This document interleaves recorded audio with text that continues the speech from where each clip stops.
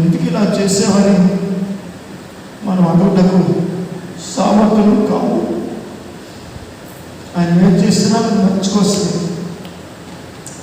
ప్రభు ఇచ్చాడు, ఆయన తీసుకున్నాడు. అతను బట్టి దేవుని స్తుతిస్తున్నాను. ఒక మంచి భార్య నాకు ప్రభు ఇచ్చాడు. తల్లిలా ఆదరించి బాధల్లో, శ్రమల్లో, కరువుల్లో, ఆహారం లేనప్పుడు, బట్టలు లేనప్పుడు ఎంతో కలిసి జీవన ప్రమాదంలో, ప్రయాణంలో ముందుకు సాగి ఏనాడు నాకు చేరుకున్నా అనగా, ఏనాడు నా మనీ పర్సులో బ్యాగ్లో 500 పెట్టు 200 పెట్టారు అలా నేను తీసిన వెళ్తేనే షాప్కి తను కొనుక్కుంటేది. వచ్చిన వాళ్ళందరికీ మంచి పరిచయం చేసింది. శిష్యులేంటి, శిష్యురాలేంటి, విశ్వాసులేంటి, ఎప్పుడు ప్రార్థన చేసేది, ఎప్పుడు ప్రార్థన, స్తుతించేది. ఆరైతే ఎవరితో మాట్లాడేది కాదు. ఎంతటి వారు వచ్చినా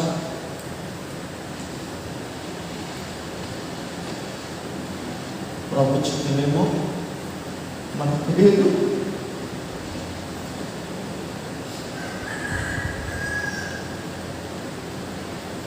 ప్రభు తీసుకున్నాడు. ఆయన నామానికి వందనాలు, స్తుతులు చెల్లిస్తున్నాను. ఒకప్పుడు మనమందరూ సరిపోతాం. సరిపోక ముందు మనం ఏం చేయాలి? రోజు చదువుతున్న వాక్యాన్ని బట్టి మనం పరిశోధన చేస్తే 49 దావీదు కీర్తన, ఆ కీర్తనలో చాలా శ్రేష్టమైన విషయాలు ఉన్నాయి. కోరాహు కుమారుడు రాశారు.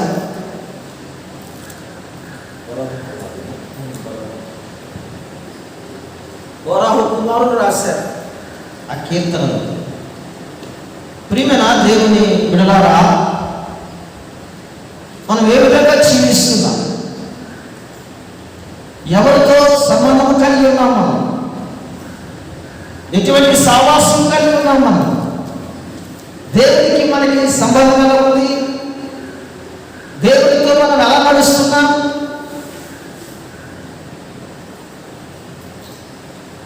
దేవుడితో మాట్లాడుతున్నాడా, నీ జీవితం మారిందా, మారు మనసు పొందావా, నీ పాపములు క్షమింపబడ్డావా అని మనం ఒక నిశ్చయానికి రావాలి. ప్రియమైన దేవుని బిడ్డలారా, ఈ 49 కీర్తనలో మనం చూస్తున్నప్పుడు చాలా శ్రేష్టమైన విషయాలు రాసించారు. గతంలో నేను ఈ కీర్తన మీద పోయినసారి ఒక వెబ్సైట్లో ఒక మాట మాట్లాడానన్నమాట. ప్రియులారా, భూలోకంలో మానవుడు జీవించిన కాలం కొద్ది దినాలు. ఆ కొద్ది దినాల్లో దేవునికి ఇష్టడిగా బ్రతకాలి, ఇష్టవారుగా బ్రతకాలి. ప్రతి మానవుడు ఏదో ఒక రోజు చనిపోవాలి. ప్రతి మానవుడు చనిపోవాలి. చనిపోకముందు దేవుడిచ్చిన ఆయుష్ను బట్టి, దేవుడిచ్చిన సమయమును బట్టి మనం ఏం చేయాలంటే జ్ఞానంతో మనం బ్రతకాలి. అజ్ఞానం వల్ల బ్రతకూడదు. మన ప్రయాణము పరలోక రాజ్యానికి చేరాలి. పరదేశవాసులు మనము, యాత్రికులు మనము. ప్రియమైన దేవుని బిడ్డలారా, కుటుంబములు, భార్య, భర్త, పిల్లలు, తల్లిదండ్రులు, అత్త, మామలు, కోడళ్ళు ఉంటారు. అయితే అనేక సార్లు వారి వల్ల కొంత శ్రమలు మనం ఎదుర్కొంటూ ఉంటాం. ఒకరు మనల్ని ప్రేమిస్తారు, ఒకరు మనల్ని ద్వేషిస్తారు. అయితే ఈ భూమండలంలో జీవిస్తున్నాం, మనము కొద్ది కాలంలో జీవిస్తాం. అయితే మన యాత్ర ముగించుకుని పరలోక రాజ్యానికి చేరాలి అంటే దేవుడితో మనం సావాసం చేయాలి, దేవుడితో కలిగి మనం ఉండాలి. ఈ యొక్క భూమండలంలోనే నీవు ఒక చిన్న పరలోకముగా నీ కుటుంబంలో కట్టుకోవాలి. నీ కుటుంబంలో పరలోక రాజ్యం నిర్మాణం జరగాలి. ఇక్కడ నువ్వు పరలోక సంబంధమైన ఆ జీవనంలో నువ్వు పొందుకోవాలి. ఆ మహాదేవుని శక్తులను పొందుకోవాలి. ఏమి సంపాదించినా నీవేమి తీసుకుని వెళ్ళలేవు. 100 ఎకరాలు ఉన్న నువ్వేమి తీసుకుని వెళ్ళలేవు. 1000 ఎకరాలు ఉన్న నువ్వేమి తీసుకుని వెళ్ళలేవు. ఏమండి, మనం ఆలోచన చేయాలి. ఏమండి, ఇక్కడ మనం పరిశోధన చేస్తే ఈ కీర్తనలో చాలా శ్రేష్టమైన మాట కూడా చదువుకొని దేవుని వాక్యంలోకి వెళ్దాం. చూడండి, 49వ కీర్తన 8వ వచనంలో చూడండి. వాడు కుళ్ళు చూడక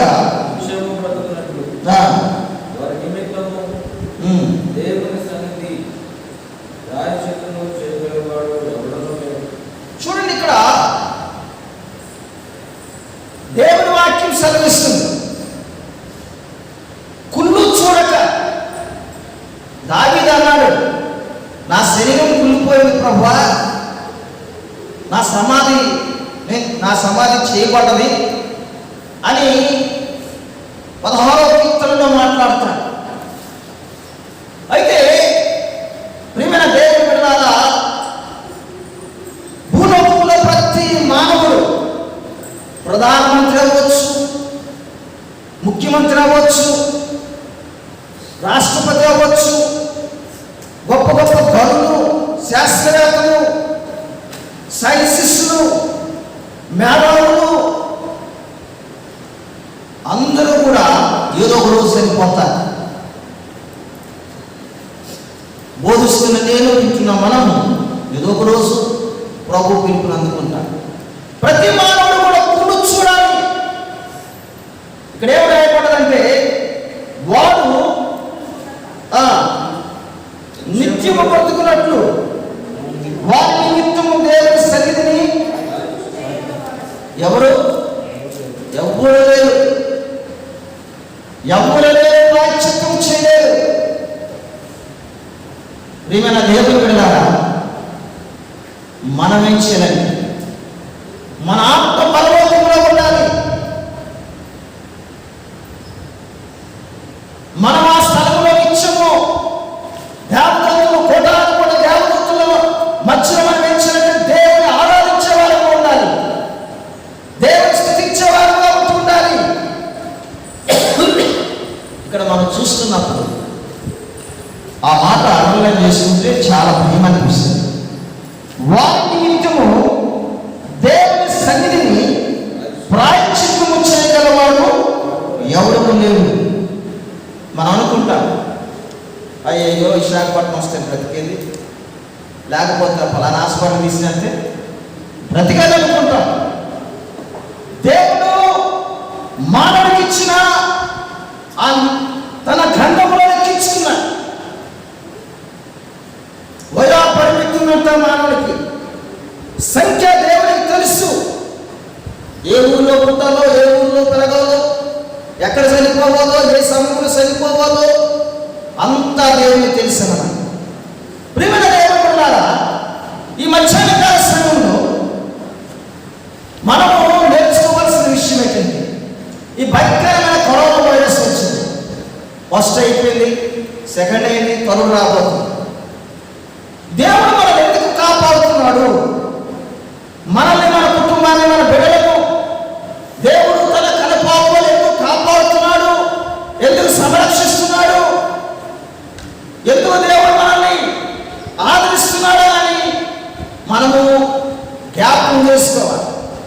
చాలామంది ప్రబుద్ధులు అంటారు, దేవునికి వారు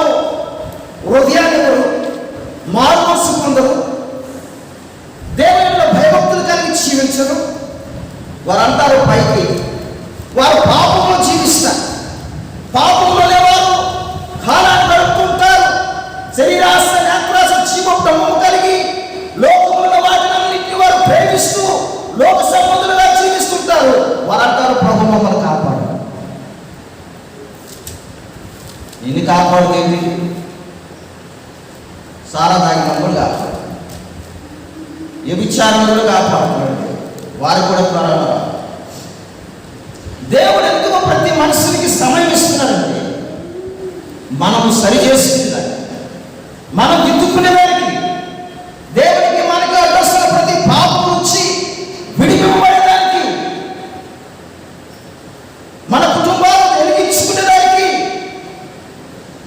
వాక్య ప్రకారంగా జీవించి భయభక్తులు కలిగి దేవుడికి నమ్మకస్తులు ఉండాలని దేవుడు మనకి సమయం ఇస్తున్నాడు. మన ఆలోచన వేరు, దేవుడి ఆలోచన వేరు. మన తలంపులు వేరు, దేవుడి తలంపులు వేరు. ఇది నువ్వు ఇలా చేస్తావని దేవుడికి ఏ మానవుడు కూడా చెప్పచాలనంతే. ఆయన గ్రంథంలో రాసుంచాడు, ఏది చేయాలో ఏది చేయకూడదు ఆయన తగిన కాలమందు ప్రతి వారికి చేయుటకు ఆయనకి అధికారం ఉందన్నమాట. ప్రియమైన దేవుని దగ్గర చూస్తుంటే ఎవరు చేస్తారు? దేవుని దగ్గర ప్రాయశ్చిత్తము ఎవరు చేస్తారు? నీవే 200 సంవత్సరాలు అలాగే బ్రతకాలని, చచ్చిపోకూడదు, నీ శరీరం కులిపోకూడదని ఎవరు చేస్తారు? దేవుని దగ్గర ఎవరు చేయరు. ఎవరైనా చేస్తారు? ఎవరు చేయరు. ప్రియమైన దేవుని కదా, దేవుడు మనల్ని ఎందుకు కాపాడుతున్నాడు, ఎందుకు భద్రపరుస్తున్నాడు, ఎందుకు సజీవంతులుగా ఉంచాడు, ఎందుకు ఆరోగ్యవంతులుగా ఉంచాడంటే ఆయన సన్నిధిలో మనం సరి చేసుకుని దిద్దుకొని ఆయన నామ మహిమ కొరకు జీవించాలి. ఆయనకి ఇష్టంగా ఇష్టాలుగా బ్రతకాలి.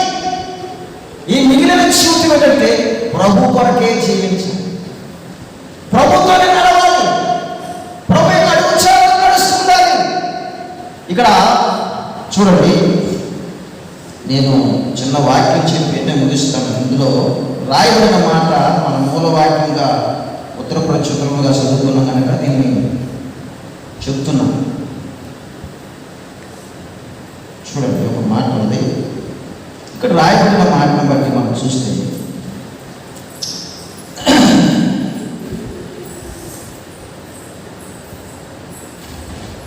చూడండి ఈ మాట ఎవరితో చెప్తున్నాడంటే ఆశాలు సర్వజనులారా అంటున్నాడు. సామాన్యులేమి, సామంతులేమి, ధనుకులేమి, ధనుకులేమి, లోక నివాసులేమి అందరూ ఏకముగా కూడి. ఇక్కడ ఎంతమంది ఎన్ని రకాలు కలిగిన మనుషులతో అందరితో చెప్పాడు అన్నాడు. గనుల గురించి కూడా చెప్పాడు. చూడండి కింద అంటాడు, ఏమంటాడు చూడండి,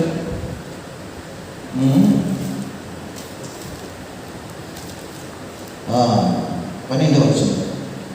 ఘనత వహించిన వాడైనను మనుషులను నిలవచ్చాడు, వాడు నశించి మృదువులను పోనివాడు. ఘనత వహించిన వాడు బైబిల్లో ఘనత వహించిన వాడు ఆయన దేవుని కలిగి జీవించారు, దేవునికి ఇష్టంగా బ్రతికారు, దేవుని రాజ్యం కోసం వాళ్ళు ఎదురు చూశారు. అయితే ఈ ఘనత కలిగిన మనుషులు ఎవరు? నశించి మృగముల వాళ్ళు ఎందుకు ఉంటారు? మీరు ఏమండి, భూలోకంలో ఘనతలు సంపాదించుకుంటారు, ఘనతలు సంపాదించుకుంటారు. మనుషులు ఘనతలు, మనుషుల యొక్క మెప్పులు, కానీ దేవునికి ఇష్టడుగా ఉండరు, దేవునికి అనుకూలంగా ఉండరు, దేవునితో సంబంధం కలిగి ఉండరు.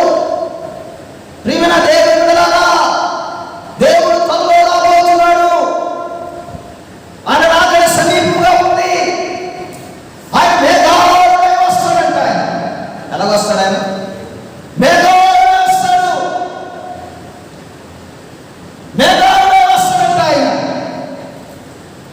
ఘనత వహించిన కూడా ఏమండి చేతులు కట్టుకుంటారు, దేవుని దగ్గర రొమ్ము కట్టుకుంటారు. పూర్వకున్న ప్రజలంతా కూడా రొమ్ము కట్టుకునే పరిస్థితులు ఏర్పడతాయి. చూడండి ప్రకటన గ్రంథము 1వ అధ్యాయం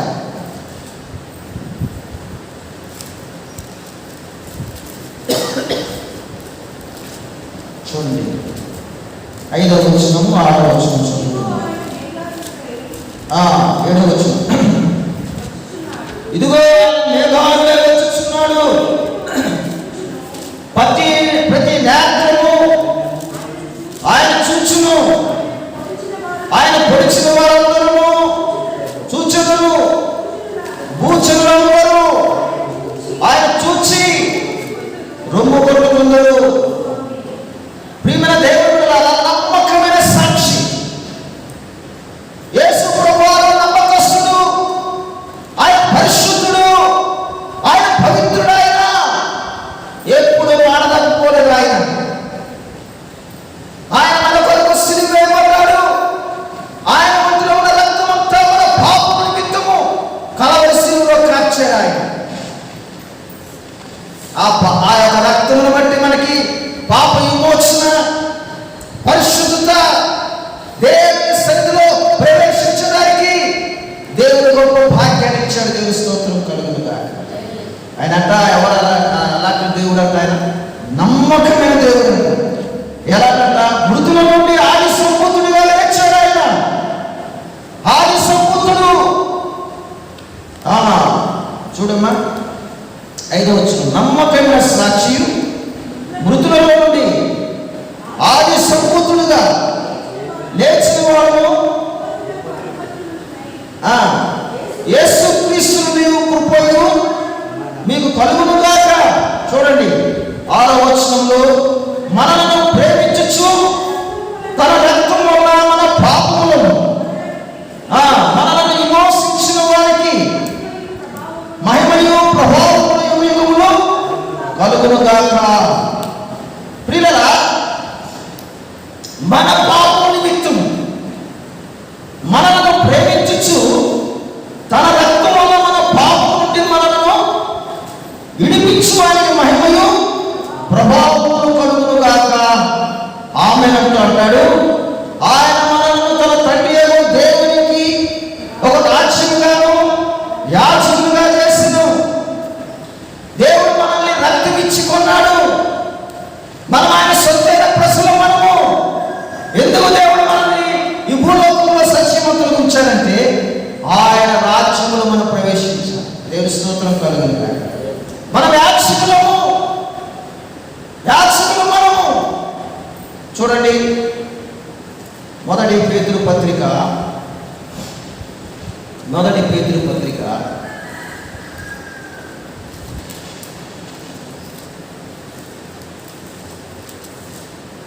చక్కటి మాట రాయబడి చూడండి.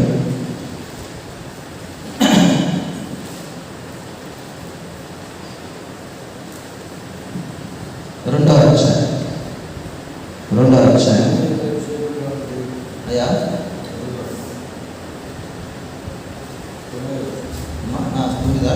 అయితే మీరు చీకట్లో నుండి ఆశ్చర్యకరమైన తన వెలుగులోనికి మిమ్మల్ని పిలిచిన వారి గుణాతిశయములను ప్రచురం చేయ నిమిత్తము ఏర్పరచబడిన వంశమును, రాజులైన యాజక సమూహమును, పరిశుద్ధ జనమును, దేవుని శుద్ధైన ప్రజలై ఉన్నారు. చూడండి ఇక్కడ ఏమంటున్నాడు, చీకటిలో నుండి ఆశ్చర్యకరమైన వెలుగులోకి వచ్చాము. ఒకప్పుడు మనం చీకటి పాపంలో జీవిస్తున్నాం. మన పితరులు పూర్వీకులు విగ్రహాలుగా ఉంటూ దేవుని ఎరుగని వారై చీకటిలో జీవిస్తూ ఏమండి పాపముల చేతులు అపరాధముల చేతులు పడి చెడి సచ్చిన వారై కదా ఆయన మనల్ని ఏం చేశాడంట, బ్రతికించాడు. దేవుని స్తోత్రం కలుగునుగాక. మన పాపముల చేత అపరాధముల చేత సచ్చిన వారై ఉన్నాం. మనము క్రీస్తులో మనల్ని బ్రతికించాడు. ఆయన ఒకప్పుడు చీకటిలో బ్రతికాం, పాపంలో బ్రతికాం, శాపంలో బ్రతికాం, మరణకాలంలో జీవిస్తున్న మనలను దేవుడు ఏం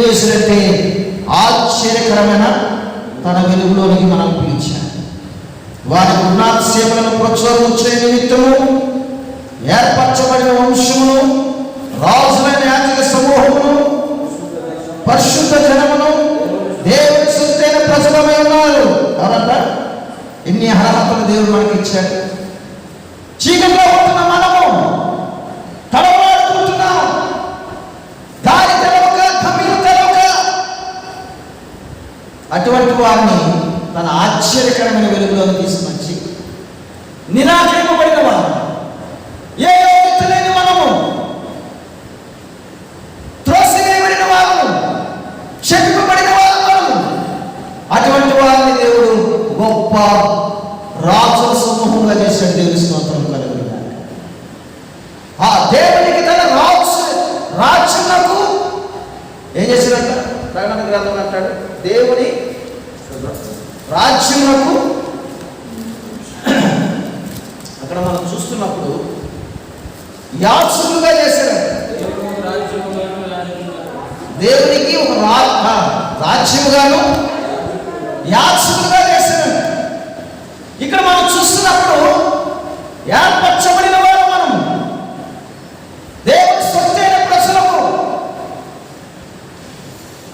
ఎంత గొప్ప ఆశ్చర్యకరం ఇది. అయితే ఆయన వస్తున్నప్పుడు ఆయన పొడిచిన వారు కూడా, ఆయన సిలువ వేశారే, యేసుప్రభువారిని డొక్కలో పొడిచాడు, యేసుప్రభువారిని ఏకులతో కొట్టారు, చేతుల్లో కాళ్ళలో ముండ్ల కిరీటం అన్ని ధ్యానం చేశాక. ఈ పరిసేయులు, శాస్త్రులు, అక్కడ ఉంటున్న రామవారు, ఏమండి, సర్వలో ఉన్న ప్రజలంతా కలిసి రొమ్ము కొట్టుకుంటూ నడుస్తారు, ఆక్రమణ చేస్తారు. అయ్యో, ఇతడు నీతిమంతుడు, పరిశుద్ధుడు, ఏ పాపం చేయని దేవుని మేము సిలువ వేశాము, దేవుని నామం తెలుసుకోలేకపోయాం, ఆయన ఆరాధించలేకపోయినాం. రొమ్ము కొట్టుకుంటారు, ఏడుస్తారు, ఆ దేవుని గురించి ఏడుస్తారు. ప్రియమైన దేవుని బిడ్డల, ఒక రోజు రాబోతుంది, ఓ దేవాలయంలో పరిసేయుడు, సుంకరి ప్రార్థనకి వెళ్ళే, దేవాలయంలోకి వెళ్ళి ప్రార్థన చేస్తున్నాడు.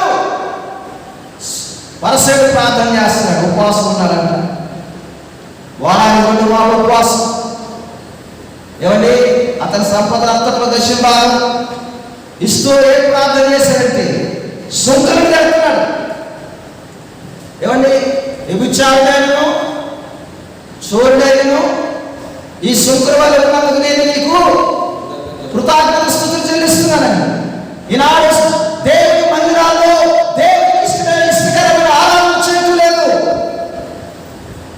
పరసై భక్తి చేస్తున్నారు, పరసై నటిస్తున్నారు, పరసై వ్యాసనాలను కలిగి ఉంటున్నారు. నేటి సంఘాల్లో, దేవుని మందిరాల్లో దేవుని పిల్లలు అలాగా నడుస్తున్నారు.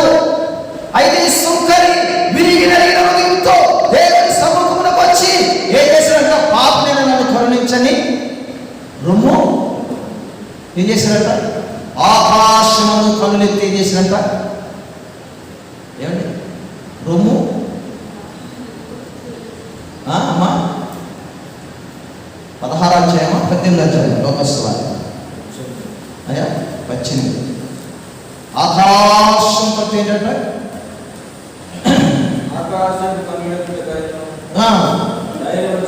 ధైర్యము చాలక రొమ్ము కొట్టుకొనొచ్చు. దేవా, పాపినైన నన్ను కరుణించు అని పలికింది. ఆనాడు సుంకరి అలా చేశారు. కానీ ఇప్పుడు యేసు ప్రభువు వస్తున్నప్పుడు రొమ్ము పట్టుకుంటారు, ఏదో ప్రారంభిస్తారు, ప్రలాపిస్తారు. మహాగణుడు, మహోన్నతుడు, పరిశుద్ధుడైన సర్వాధికారం కలిగిన దేవుడు వస్తున్నాడు. ఆకాశంలో ఉన్న శక్తులు కదిలింపబడుతుంటాయి, సూర్యచంద్ర నక్షత్రములు కదిలింపబడుతుంటాయి. సూర్యుడు కార్తీకుడు, చంద్రుడు కార్తీకుడు, ఆకాశంలో నక్షత్రములు రాడి నిలబడుతుంటాయి. మహాశ్రమ కాలమని చూడండి. మత్తయి సువార్త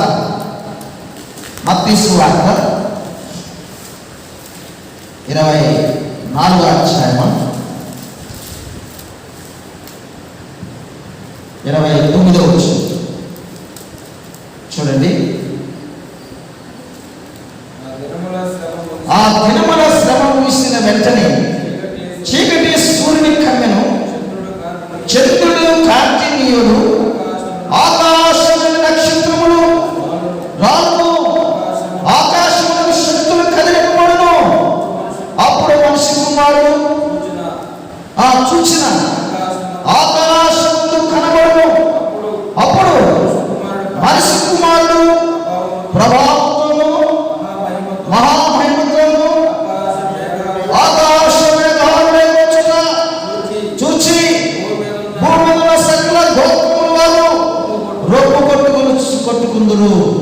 ఏం జరిగినట్ట?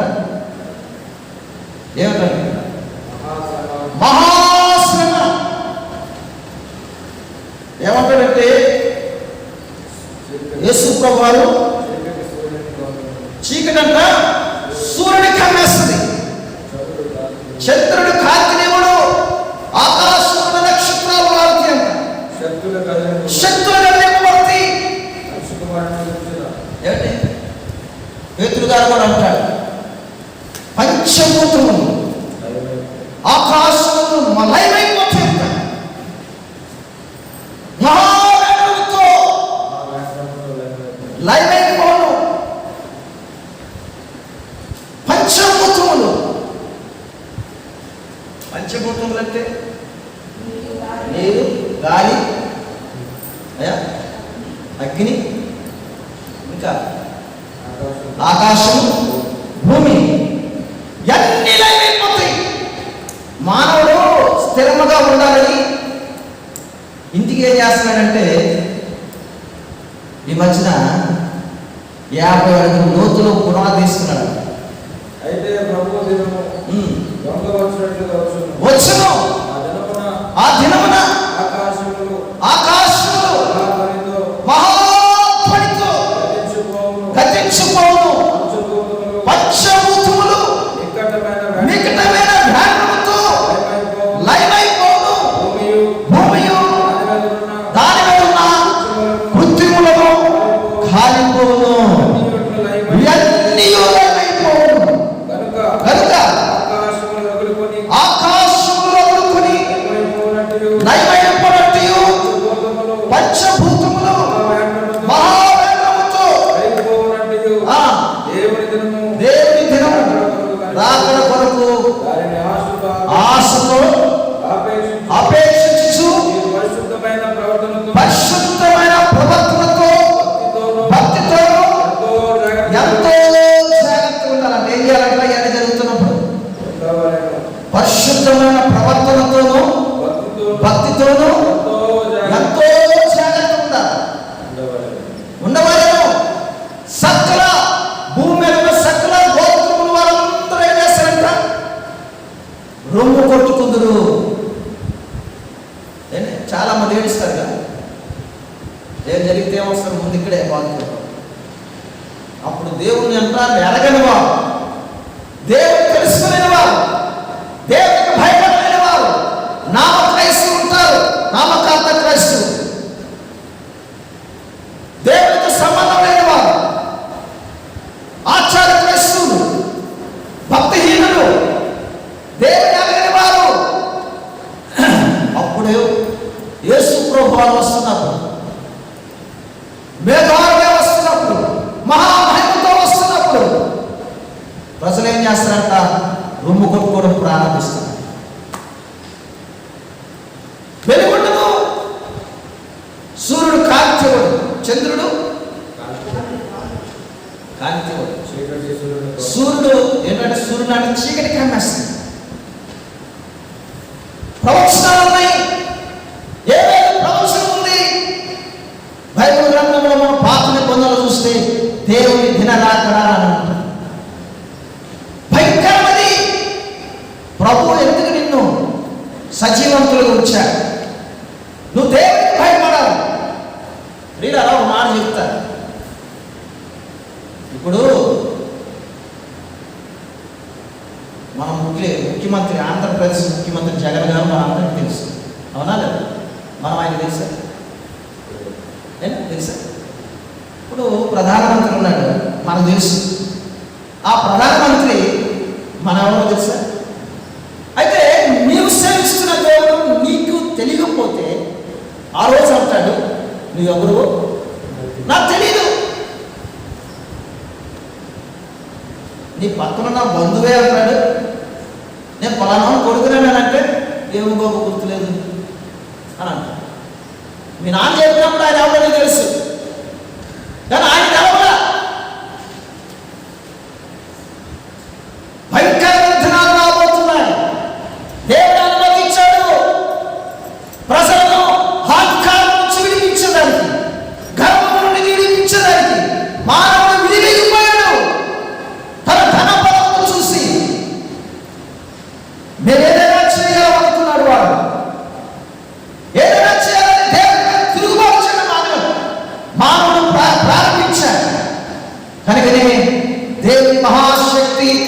దేవుని యొక్క మహాబలము ఏకనేది రాబోయే దినాల్లో ప్రతి జాతి ప్రజలు, ప్రతి గోత్రానికి చెందిన వారు ఆ రోజు చూసి రొమ్ము కొట్టుకుని విలిపిస్తారంటే చైనా దేశంలో వాడు నేనే దేవుడు అని చెప్పుకుంటున్నాడు. వాడు నేనేదైనా చేయగలను అన్నాడు. వాడి పేరేం పేరు తెలదు కానీ కరోనా పంపించాడు కదా వాడు, అక్కడే పుట్టుకొని వచ్చిందని మనం వార్తల్లో వింటున్నాం. సైన్సిస్ట్ చెప్తున్నాను. ఒకరోజు వాడు వేస్తాడు, రొమ్ము కొట్టుకుంటాడు.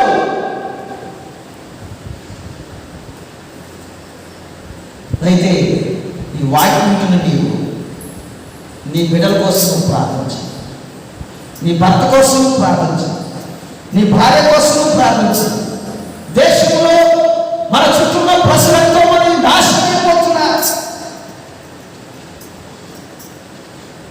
నాశనమైపోతున్నారు.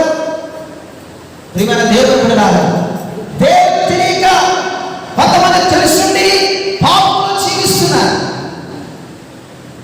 ఏమంటే పాపంలో జీవిస్తున్నారు, పాపంలో బ్రతుకుతున్నారు.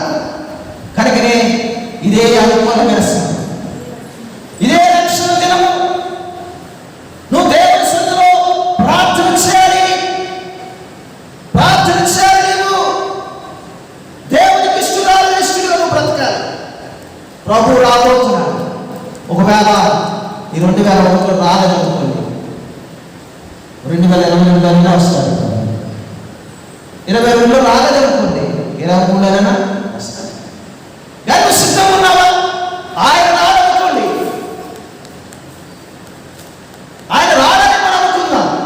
అయితే నీ పోకడం, నీ సిద్ధపాటు ఎలా ఉంది, ఏ విధంగా ఉంది అని నువ్వు పరిశోధించాలి. నాకు ప్రభువు నేర్పాడు. నా పాస్టర్ గారు చనిపోయిన తర్వాత ప్రభు నన్ను గతించి, నీ భార్య గురించి నాకు ప్రేమిస్తున్నావు కదా, నాకు పెళ్లి భార్యగా అవ్వకుండా,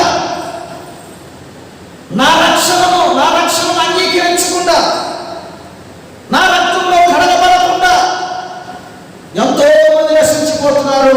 నేనంత వేడవాలి, నేనంతే వేడాలి. ఎంతో మంది నశించిపోతున్నారు. నా రక్తంలో కడగబడకుండా, నా రక్షణలో వారు పొందకుండా, నాకు పెళ్లి భార్యగా అవ్వకుండా, నాకెంతో బాధ ఉండాలి, నేనెంతమో ఏడవాలని అంటున్నాను. కొన్నిసార్లు దుఃఖము ఆగలేదు, బాధపడతాం.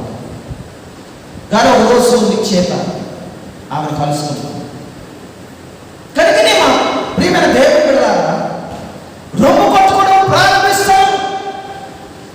ప్రియమైన దేవుని బిడ్డలారా, సుంకరి రొమ్ము కొట్టుకున్నది ఏంటంటే దేవునికి భయపడి విరిగి నలిగిన హృదయంతో పాపలను కరుణించి అన్నాడు. ఆ సుంకరి ప్రార్థన చేయగలిగితే ఆ తరములో నీవు ఇంకా రొమ్ము కొట్టుకోనవు. నీ పాపం బట్టి నువ్వు ఏడవాలి. అయ్యా, నీ రక్షణ నాకు దయచేయి, నీ పరలోక రాజ్యమైన ప్రవేశించే భాగ్యం నాకు దయచేయి నేను ప్రార్థన చేయాలి. ఏమంటే కేజీ బంగారం నన్ను వెళ్ళి తీసుకున్నావా? 4 కోట్లు ఉందనుకో, 100 కోట్లు ఉందనుకో, తీసుకున్నా? ఏమీ తీసుకున్నా. ఎందుకు ఆలస్యం అవుతుంది? ఇంకా నువ్వు మారాలి, నువ్వు మార్పు చెందాలని.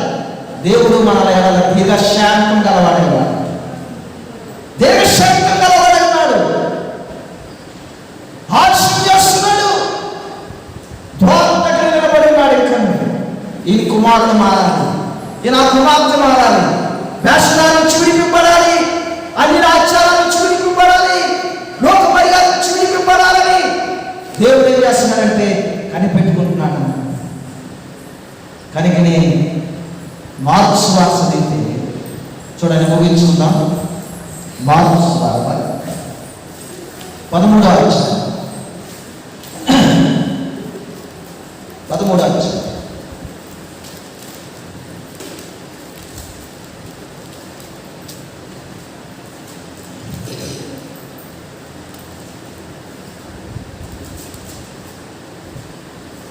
చూడండి, ఇక్కడ కూడా రాయబడింది 24 వచనం. ఆ దినములలో ఆ శ్రమ తీరిన తర్వాత చీకటి సూర్యుని కుమ్మం,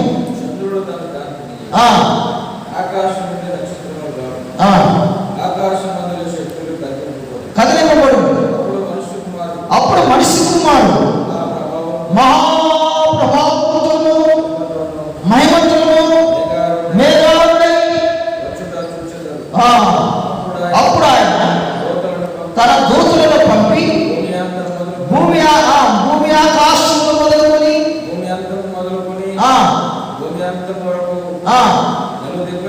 నలుదిక్కుల నుండి తను ఏర్పరచుకున్న వారిని పోగు చేయను.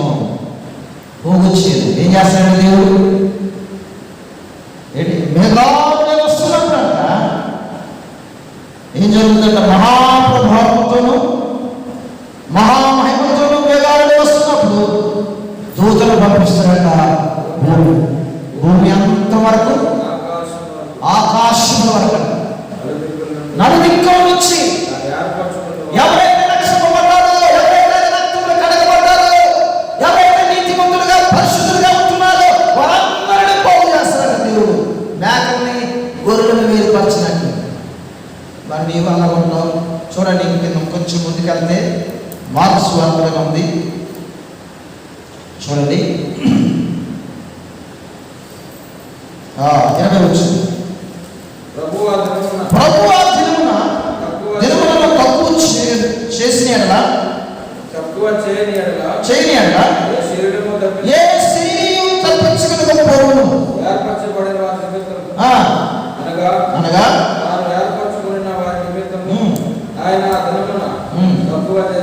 చూడండి, ఏ శరీరము తప్పించుకోలేదు. ఏ శరీరము అందరూ కూడా అన్ని దేశాల్లో ఉంటున్న ప్రజలు. మనకి ఎన్నో దేశాలు ఉన్నాయి? 200 అండి, 280 దేశాలు ఉన్నాయి. ఒక దేశానికి ఒక లాంగ్వేజ్ ఉంది. వాళ్ళు ఎవరు కూడా తప్పించుకోలేక మనం తప్పించుకోవాలి. అందుకని అన్నాడు మత్తయి సువార్తలో ఏమన్నాడంటే, భూమి మీద సకల గోత్రముల వారు చూసంటే నువ్వు కొట్టుకుంటారంట, ఎడలో ప్రారంభిస్తారు. కనుక ప్రియమైన దేవుడు, ఆ దినాలు తక్కువ ఎవరి గురించి అవుతాయి అంట? ఏర్పరచబడిన వారు సైతం సాతాను మోసపరచడానికంట. సాతాను ఏం చేస్తారంటే మోసపరుస్తారంట. కాగా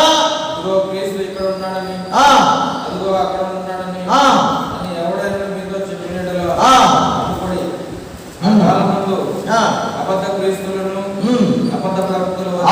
క్రీస్తులను అబద్ధ ప్రవక్తలను సాధ్యమైన ఏర్పరచబడిన వారు మోసపరచుటకై గొప్ప సూచక్రియలను అగపరచుదురు. మీరు జాగ్రత్తగా ఉండండి. సమస్తమును ముందుగా మీతో చెప్పాను. జాగ్రత్తగా ఉండండి. తల్లిదండ్రులు ఏం చేస్తారు? పిల్లలు స్కూల్ పంపిస్తే జాగ్రత్తగా ఉండాలి. మరలా జాగ్రత్తగా రారా. దేవుడు కూడా ఏం చేస్తున్నాడు? తన ప్రాణాన్నిచ్చి, తన ఒంట్లో ఉన్న రక్తాన్నిచ్చి జాగ్రత్తగా ఉన్నాడు. భూమి మీద కరోనా వస్తుంది, జాగ్రత్తగా ఉండండి. అనేక తెగులు వస్తాయి, యుద్ధ సమాచారం వస్తాయి, భూకంపాలు వస్తాయి. ఎన్నెన్నో భూకంపాలు చూసాం, యుద్ధాలు చూసాం. 3వ ప్రపంచ యుద్ధం రాబోతుంది.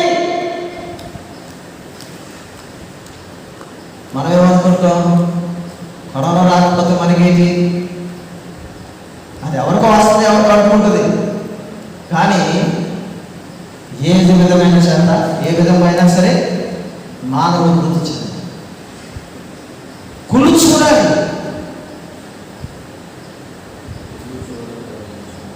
కుళ్ళు చూడకయే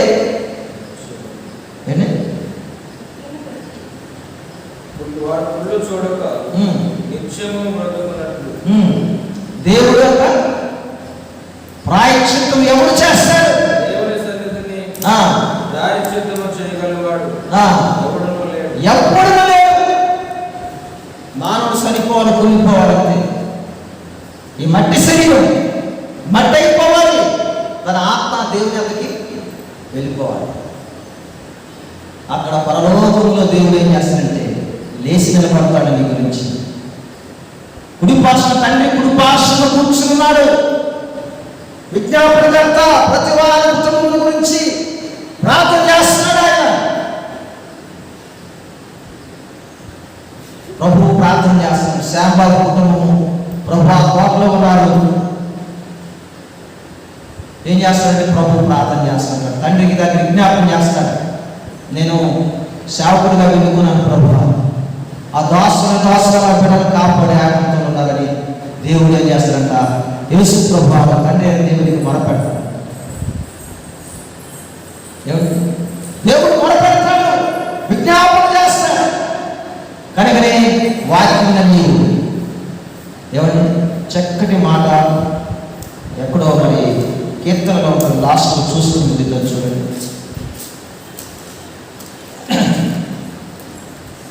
ఏమంటుందంటే 104వ కీర్తన మరి బ్రతుకు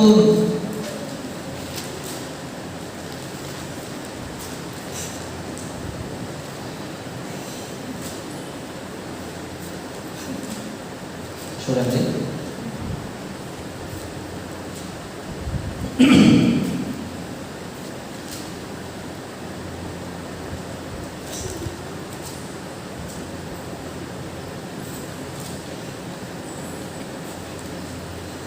చక్కటి మాట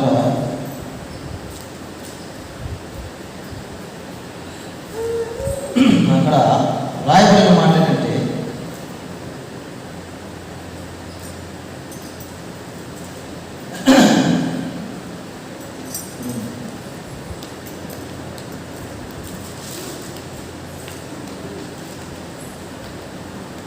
బ్రతుకుచుండు నరుడు. చూడే ఆ వాక్యం వెనకైనా ముందైనా అవ్వద్దని.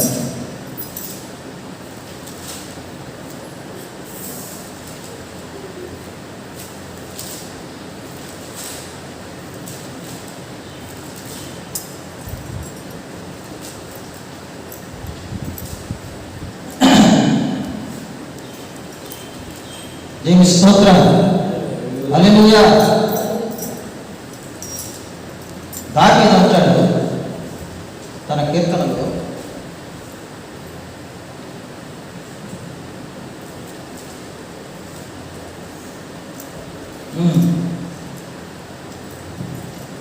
చూడండి 89వ కీర్తన 47వ వచనం.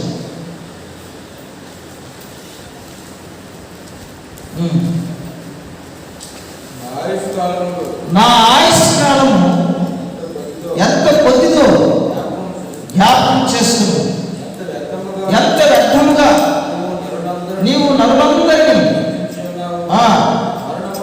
మరణము చూడక పాతాళమునకు వశము తను తాను తప్పించుకునగలవాడు ఎవడు? కనుకనే వాక్యం మనము చాలా జాగ్రత్త కలిగి, దేవుడి భయభక్తులు కలిగి, దేవుడికి ఇష్టడిగా ఇష్టంగా బ్రతికి ఆ నామానికి మహిమకరంగా జీవించాలి. మానవుడు జీవిస్తే నరకంలోనే ఉండాలి, లేదా పరలోకంలోనే ఉండాలి. కనుకని ప్రభు వాక్యాన్ని దేవుడు దీవించుగాక ప్రార్థన చేసుకుందాము. మోకరిద్దాము ప్రభు సన్నిధిలో. 2 నిమిషాలు ప్రభా, భయంకరమైన కరోనా వైరస్ నుంచి నా కుటుంబాన్ని కాపాడాడు, నా బిడ్డలను కాపాడాడు, నా సంఘాన్ని కాపాడావు. ఎన్ని నిమిత్తం నన్ను సజీవంతులు కూర్చున్నావు. నీ చిత్తం ఏదో నెరవేర్చుటకు నాకు సహాయం చేయి. నీ నీతిని నీ రాజ్యానికి దిగి కృప నాకు దయచేయి. నీ కొరకు నమ్మకమైన సాక్షులుగా మమ్మల్ని నిలబెట్టండి ప్రభువా. నువ్వు మెడగాలులో వస్తున్నప్పుడు, ఆ మహామహిమతో వస్తున్నప్పుడు రొమ్ము కొట్టుకున్న వారుగా ఉండకుండా, ఈ భూలోకంలో బ్రతుకున్నప్పుడే, సజీవంతులుగా ఉన్నప్పుడే నాయన సుంకని రొమ్ము కొట్టుకుని ఏడ్చి నీతిమంతుడిగా తీర్చబడినట్టు మేము అలా ముందుకు మాకు సహాయం చేయండి. మా ప్రభుత్వం త్వరలో రాబోతున్నాం. మమ్మల్ని ఆదరించండి, నీ కృపలో నడిపించమని ప్రార్థన చేస్తున్నాం. సంస్థ గారు మీ సన్నిధి పిలుస్తున్నారు. అమ్మను బట్టి, ఆత్మీయతని బట్టి నేను ప్రార్థన చేస్తున్నాను. వారి బిడ్డలందరినీ దీవించండి, సహాయం చేయండి. శ్యామరావుని అయ్యగారిని బట్టి, అమ్మగారిని బట్టి ప్రార్థన చేస్తున్నాను. వారి బిడ్డలను బట్టి ప్రార్థన చేస్తున్నాను. ఈ మందిరంలో బిడ్డలు నాయన సేవ చేస్తున్నారు. సేవను ఫలింపచ్చి అనేకమైన ఆత్మలు వచ్చి సహాయం చేయండి. మరొక బ్రాంచ్ ఎక్కడైనా మీరు సమకూర్చండి, సేవను జరిగించండి ప్రభువా. వారి తండ్రి గారికి ఇచ్చిన వాగ్దానాలు మీరు నెరవేర్చమని ప్రార్థన చేస్తున్నాం. ప్రభువా, మీ సహాయం బిడ్డలకు అనుగ్రహించండి. మీ దాసుని బలపరచండి. వారి ప్రార్థనలో జయ జీవితం దయచేయండి. వారికి ఇచ్చిన దర్శనాలు మీరు నెరవేర్చండి. సరిహద్దుల చుట్టూ మీ కంచి మిమ్మల్ని ప్రార్థన చేస్తున్నాను. సహాయం చేయండి. వారి వధువులు తీర్చండి, వారి అక్కలు తీర్చండి, ఆరోగ్యాన్ని అనుగ్రహించండి. ఎన్నో పనులు ఉన్నాయి సరిహద్దుల దగ్గర, గోడ కట్టాల ప్రభు ధనాన్ని సమకూర్చండి. మీ గుంపులకు మనం ప్రార్థన చేస్తున్న మంచి పని వాడిని సమకూర్చండి. చెట్లు కొట్టేటప్పుడు ఎటువంటి ప్రమాదాల అపాయాలు లేకుండా చేయండి. వారికి ఇచ్చిన ఈ సంఘ బిడ్డలను దేవా మా ప్రభు బిడ్డలను దీవించండి. వాక్యం విన్నారు, వారి జీవితాలు సరిచేసుకుంటూ సహాయం చేయండి. కుటుంబాన్ని వెలిగించండి నాయన బిడ్డలను దీవించండి. మీ రాకడలో మీ రాజ్యం కట్టబడి వారిని సహాయం చేయండి. మీ దాసులు సుందరం అయ్యగారిని కూడా జ్ఞాపకం చేసుకోండి. ఇంకా బిడ్డలున్నారు నాయన, వారి పేర్లు తర్వాత వారందరినీ దీవించి ఆశ్రయించి మీ కృపను నడిపించండి. నన్ను కూడా మీరు బలపరచండి, మీ ఆత్మతో నింపండి. మమ్మల్ని సజీవంతులుగా ఉంచు. ఎన్ని నిమిత్తము మా ప్రభువా నీ పనిలో బలమైన సాధనగా ఉండాలని సహాయం చేయండి. కాకినాడ మంచి సేవ జరిగించండి. జ్ఞాపకం చేసుకోమని ప్రార్థన చేస్తూ మీ దాసులను తీసుకున్నారు అందరిని బట్టి నేను స్మృతిస్తూ నిపుణము ధైర్యం దయచేసి సహాయం అనుగ్రహించమని యేసు పరిశుద్ధ నామములో వేడుకుంటున్నాను తండ్రి. ఆమేన్. మీ అందరికీ